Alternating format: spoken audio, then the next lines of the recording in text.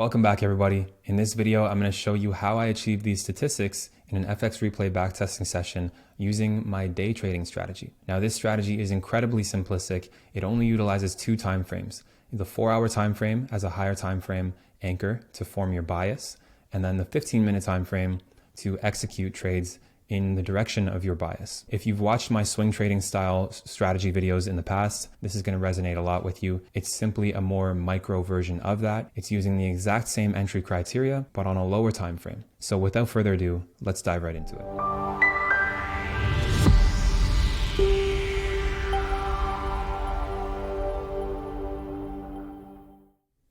All right, everybody. So here's the deal. We're on FX replay and we're going to be testing 1 month of data on Aussie CAD, and we're on the 4-hour time frame and the 15-minute time frame. I have them split screen together. In the top right, you can choose the layout and you can have multiple time frames on the same chart. So with that being said, pay attention to the balance down here. It's set initially at 200,000. You're going to see the unrealized profit, the realized profit, etc. The open positions, closed positions, all the info is here. And without further ado, let's get started. So we're going to be testing the month of February of 2024, which is just last month. So let's get to it. So the first thing we have to do is understand our directional bias. So if we look to the 4-hour time frame for our directional bias using the Fibonacci tool, swing high to swing low, we're clearly in a bearish range right now, right? So that means it would be very unwise to be looking for sells because we're obviously at the bottom of this range. So we would need to see some retracement back to the upside. And that means that on the lower time frame, the 15-minute, we can be looking for buying opportunities until price gets into premium prices up here. Let's play price forward. I'll set the speed to 5 and I'll put the time frame to 5 so it goes through a little bit faster. So we're going to be looking for buying opportunities. Okay, this is pretty good right off the bat, actually. So we've got a sweep of liquidity to the downside and then a big break to the upside. We've actually began retracing too. So I'm going to drag my fib tool from swing low to swing high and place a buy limit order at the 75%. Aquafunded is a rapidly growing firm based in Dubai, offering up to 400K in trading capital. They offer multiple different challenge sizes at very competitive prices, and the trading objectives are easily achievable. Aquafunded also offers a 100% refund of your challenge fee once you pass your challenge. This firm has no time limits or minimum trading days and offers a huge 90% profit split once funded. Start your Aquafunded journey today by clicking the link in the description of this video and make sure to use the discount code to receive 20% off. Just click place order, make sure it's at limit. So buy limit 1% of current balance. Let's go. So the order's placed. Let's see what happens. If anybody's wondering, I'm just using the fractals indicator on FX replay. That's the little arrows there. It's helpful to identify swing points. Okay, so I'm going to delete this one because price pushed way further beyond the original range that I was targeting. So I'm going to delete this because we're now in a new range. So do I want to get involved in this range? Let's see, from this swing low to this swing high. Yeah, I like that. There's imbalance there too. So let's set a new order there and just keep going with the flow. 3R, place order. Let's see what happens. Damn, just going without us, eh? Okay. Delete this one too. If my original target is hit, then I delete my pending order because we're obviously entering a new range, right? Another new range here with imbalance. Let's see if we get a retracement though. As you'll notice in this backtesting session, I'm not sticking to one session like New York session or London session, for example. I'm just kind of trading. I'm going to be trading everything that I see, and then we're going to analyze the data afterwards and see what was better. So if we look to the left now, right, we always have to anchor ourselves to a higher time frame bias. So on the 4-hour time frame, price is obviously within the premium area of the bearish range. So that means it's now unwise to be buying or to be looking for buying opportunities. So unfortunately, I wasn't able to get an entry that fit my plan within this bullish move. So now that we're in premium prices, let's see if there's a reaction and let's look for selling opportunities for a higher time frame continuation to the downside. Okay, so there was no day trading opportunity on the 15-minute time frame, that's for sure. This is a great representation of the 4-hour swing style that I teach because that went right to take profit after rejecting from the 75.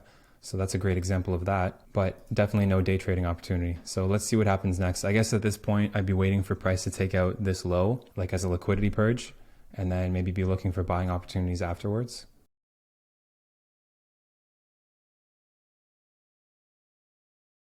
Okay, so we did sweep the liquidity from that low, a very major swing low on the 4-hour time frame, and we're starting to see some bullish structure here. There's a long way to go to the upside, plenty of reason for price to trade to the upside. So I'm actually going to try and get involved here from this swing low to this swing high. Okay, finally we have one triggered. So let's see if this is a win or a loss.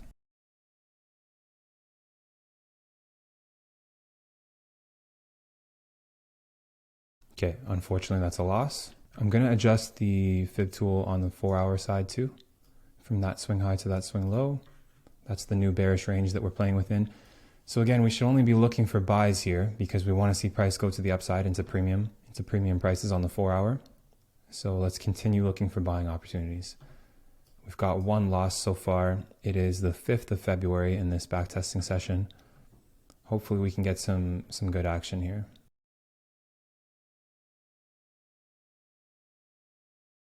Nothing interesting yet. Keep in mind, guys, as you're watching this, maybe you'll see opportunities that I don't, and that's totally fine.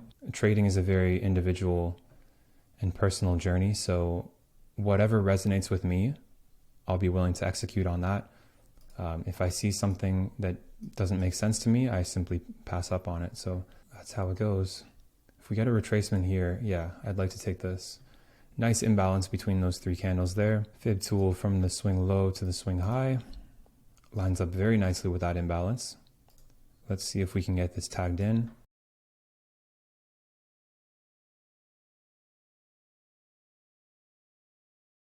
Nope, so that one consolidated for a very long time. That's a shame because it just missed the entry. If you were targeting, for example, the 71% as an entry, then that would have been a good trade, right, to take profit. But for me, targeting the 75 because I want that consistent 1 to 3 risk reward ratio, my order was missed. So let's delete that. And looking back to the left here, we're again in premium prices here. So it would be a bit iffy to be looking for buys. So unfortunately, we didn't get involved in any buys here either, except for the one loss, of course. So let's see if price switches up on us and starts showing signs of selling opportunities. Okay, let me see if I can get involved in a sell here from this swing high to this swing low. We saw a break of structure there. This high swept previous liquidity, and then we started seeing bearish structure forming, lower highs, lower lows. So let's see if we can get triggered in an opportunity here.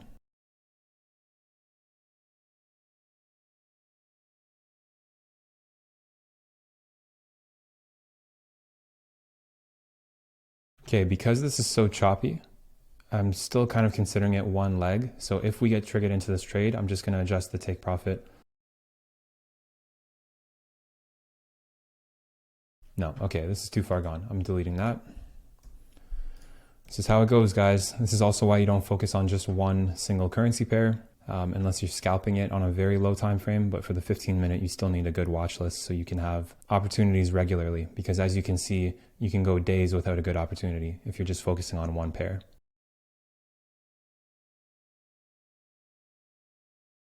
So at this point in time, I'd still be looking for sells only because we're in this bearish leg reacting from premium prices on the 4-hour time frame.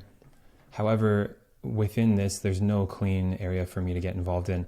I'm sure that it'll react to, if it goes higher, I'm sure it'll react to somewhere along here, maybe even within here. But I don't measure price ranges that way, so I'm not looking to get involved in this right now.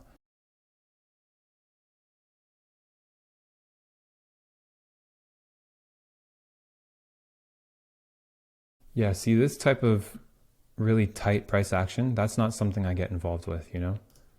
Like to me, even though it's obviously going in one direction, to me, there's no opportunity to get involved here. This one would have been, that's a bit subjective. Maybe you could have looked at that as an entry opportunity, but just to simplify things, I'm just going by the fractals here and I have it set to a setting where it shows the extremes. So that didn't show up for me. And now we've taken out this low. So let's adjust the 4 hour again. So now we're going to be looking for signs of reversal to be buyers on the lower time frame until price gets into premium prices on the higher time frame.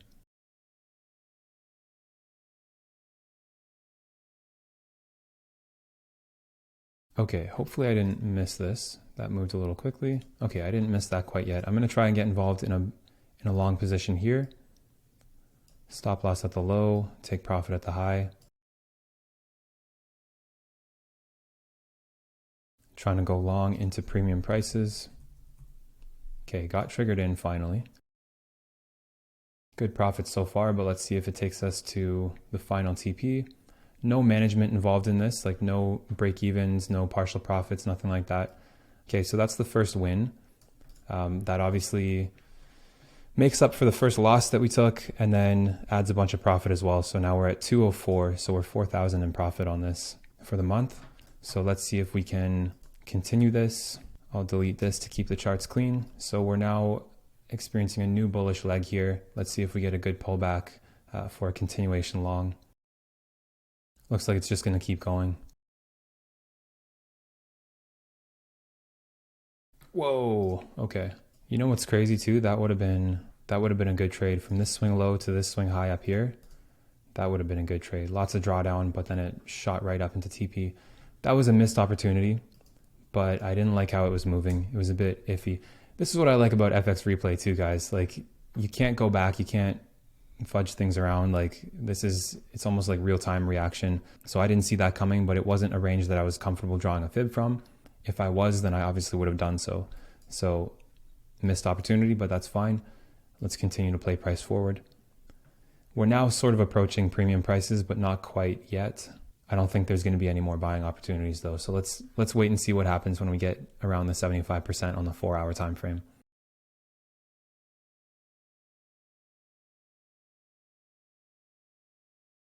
See, I don't like this type of price action, these huge wicks like this. I don't get involved in stuff like that. So I'm not looking to enter anything right now. I think price is going to go higher. Deeper into this premium area. Tempted to take a buy here because that is such a good entry model.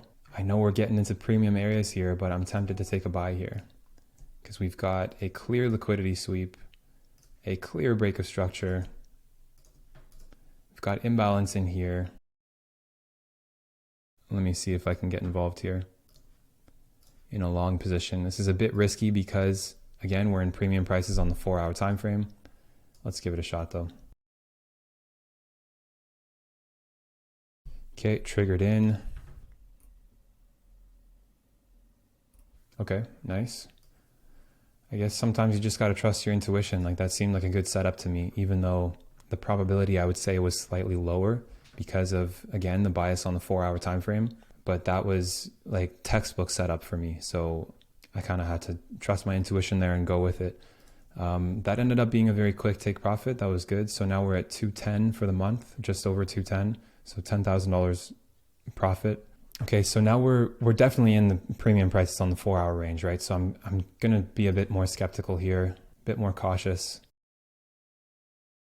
Keep in mind too, guys, although this is a backtesting simulation, like, think about how you would be treating this in real time on a real account as well. Like, if you've accumulated $10,000 profit on a 200K account, I mean, anybody with experience and a little bit of wisdom even would start to be a little pickier to try and preserve that profit. To either get a payout from a prop firm or withdrawal from your personal account.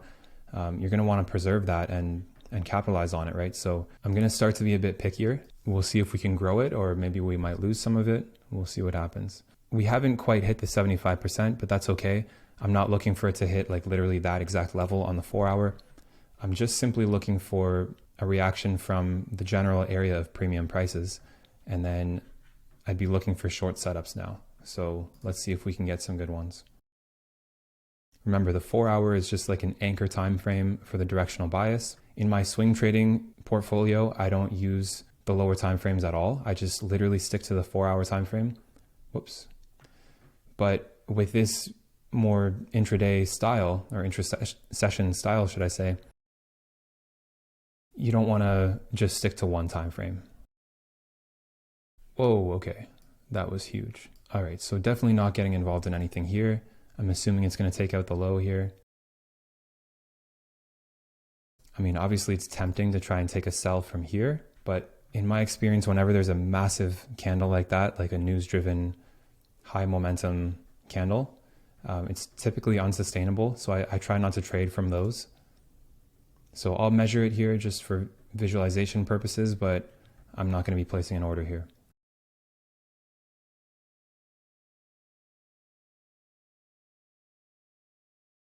I'm starting to think that this 4-hour range that I've drawn here is going to get taken out. It doesn't look like it's very sustainable. Price made a huge move to the downside, but then failed to break this low. And now it's pushed up with such great momentum that I'm going to assume this 4-hour range is going to be violated. It looks like that's the case.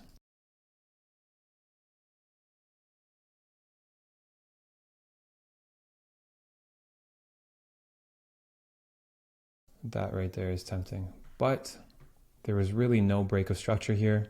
As you can see, the previous low was right here. That's certainly not a break of structure. So I'll keep the fib tool there, but I'm not taking this trade either. It doesn't fit my plan.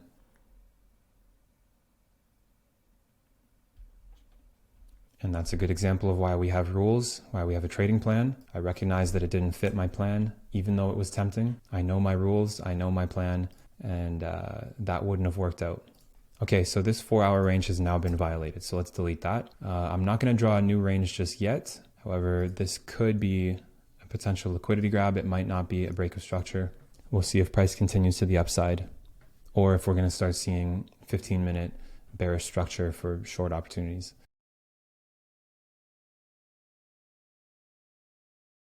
This is interesting too. I mean, you could drag the fib from here to here, both extremes. But there's really no imbalance here.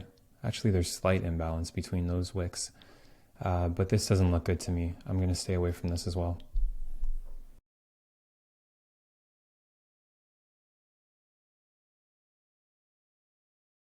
Okay, I'm starting to be pretty confident here with a bullish bias. I like this imbalance here. Obviously, the structure being broken here is more so internal because this was the major high that I was looking at. But given the fact that we didn't break that high yet, that kind of represents liquidity, resting liquidity up there. So I'm pretty confident in this bullish bias here.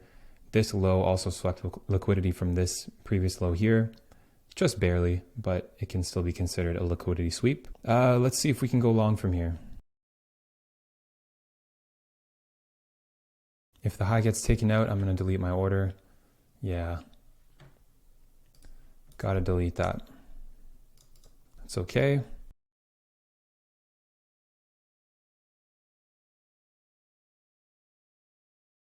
I'm basically just waiting here for something with more clarity to develop, because on the 4-hour time frame, it's a bit iffy. We took out that previous high to the left over here, but there hasn't really been a clear break of structure to the upside yet on the 4-hour time frame. It's kind of just these wicks here, like we're rejecting that area. So it could go either way at this point. If we see a clear break to the upside, then I'll continue to look for bullish opportunities. But if the opposite occurs, then I'll look for bearish opportunities. We have to wait for some more direction on the higher time frame. Okay, that's pretty clear direction. So that's definitely not a liquidity grab. Whoa, okay.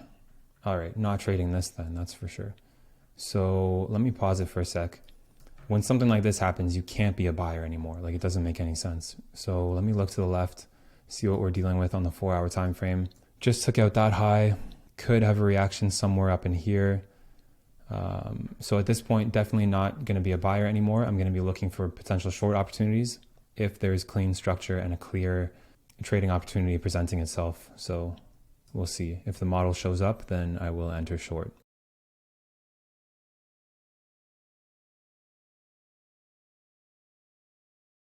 All right, I realized I didn't have any annotations on the 4-hour time frame here, so let me just clear things up for you guys. So I'm going to draw the fib tool from here to here, just to identify premium and discount within this range here. This range is a bit subjective because obviously it only really took off here, But again, I'm just going by the fractal highs and lows that I have set to a certain setting. So it shows me the very extremes of each range. So we're going to go based on that. So obviously I want to be a seller until price gets into discounted regions like around here. It looks like we're kind of getting that now. So we've got some bearish momentum on the 15-minute time frame. Got an imbalance here between these candles. Let's see if we can get a nice pullback, and then I can drag the fib tool. All right, so I'll drag the fib tool from this high down to this low. That looks good to me. The only thing I don't like is there's a lot of liquidity resting above here. All of these highs look like resting liquidity to me, but I'll take a chance on this and set a short position here. Feeling pretty good about it, I guess. I trust my directional bias, but I don't trust this resting liquidity. But we'll see what happens here. Not even getting tagged in, huh? I'll keep it for now because that's only a small adaptation. Okay, yeah, it looks like we're gonna get triggered in and taken out. That doesn't look too good. Deep drawdown on that. Yeah, it's probably gonna get hit. Whenever there's that amount of drawdown, it's usually not a good sign. It could obviously still work out, but it's usually not a good sign. We're gonna hit take profit on this? Okay. Okay. So the reason I was iffy about that is just because, like I said, when there's that level of drawdown, that's not great. You know, it shouldn't be like that, because typically if we're going much past the, like above or below the 75%, there's a pretty high chance that the 100% is going to get taken out. Like usually price doesn't make that deep of a retracement. That's like a 95% retracement there. Like that's crazy. So obviously sometimes those kinds of trades do work out, but it's not very high probability. But you know, the way that we trade this style is by setting pending orders, like limit orders, right? So we're not really in control of things like this. We're not market executing. Obviously you can if you want, but I'm just explaining to you my style, how I go about trading. I always set limit orders. So I would have had a limit order set here, just like you guys just witnessed. And whatever happens next, you know, it is what it is. I either get taken out at my stop loss or taken out for a full take profit. Those are the two outcomes. So luckily in this case, price kept us in there and then went to take profit. But I would say that this was definitely an ugly trade. Regardless, that adds some good profit to this month. It's pretty cool to see 16,000 in profit on a 200K account within just 1 month, trading one single pair. So that's nice to see. I hope you guys are getting a lot from this. We're currently on the 22nd of February, so let's finish out this month. Continue to be picky with our trading decisions here, and we'll see what we get.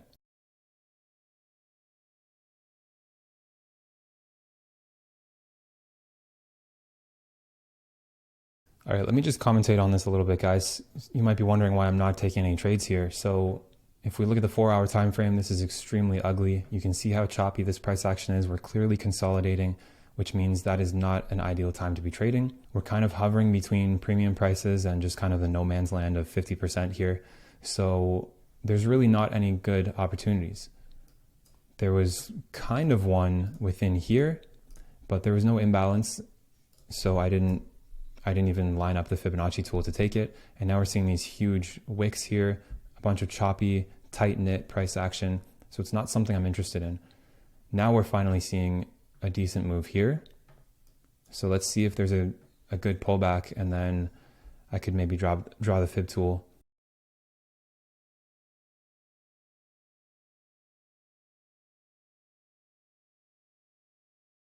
Okay, so this is a bit iffy. I'm not sure what I want to do with this. I think I might just pass up on it because although I have my Fibonacci set to 75%, discounted pricing is technically anything below 50%. So let me quickly enable that.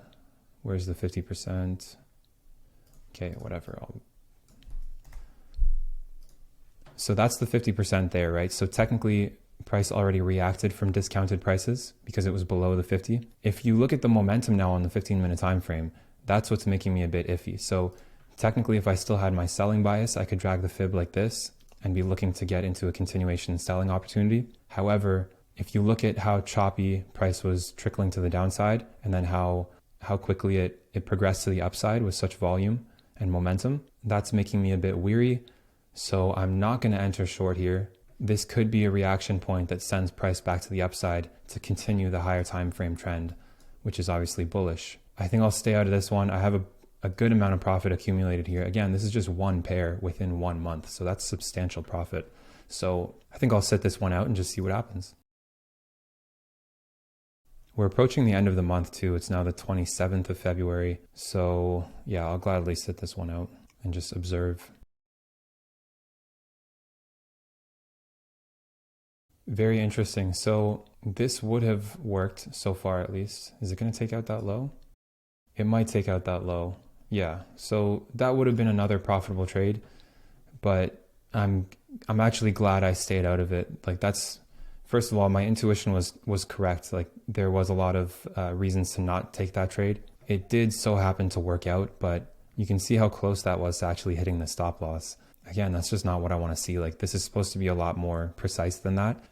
In this case, I would say that's more so luck that it worked out rather than actual logic. Yeah, so I'm glad I stayed out of that one. That obviously would have added more profit to this balance. I'm implementing my real life decision-making factors here. So I wouldn't have taken that trade in real time either. Good example, but I'm glad I stayed out of it. And it's now the 28th of February. Wednesday. So at this point, guys, I think it's pretty much done. Like I don't think there's going to be any more opportunities here. None that would play out within the month of February. And this backtesting session is only set for 1 month. So I think we're going to call it here. I think we went over some pretty good examples here. So let's end the session and we'll go back into the analytics and really dive into the numbers behind this session. All right, so let's talk about the statistics behind this session. I think it was a pretty good backtesting session. We got some pretty good numbers to analyze here. Let's see, the total trades were only 4 trades, okay? So keep in mind, this probably wouldn't be the only, you probably wouldn't be trading this with only 1 asset on your watch list. So 4 trades for a month, it should be more than that. Like if you have like 3 to 5 pairs to trade, then it would definitely be more than 4 trades in a month. But considering we've only tested AUD CAD for 1 single month, the month of February 2024, these are pretty good results. So 75% win rate across 4 trades.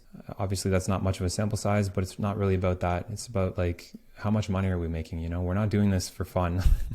We're doing this to make money, right? So we made 16,000 in profit on this 200K account. So that's pretty substantial. So let's take a look at the numbers here. Obviously the equity curve is pretty smooth. We took 1 loss at the very beginning and then consistent wins afterwards.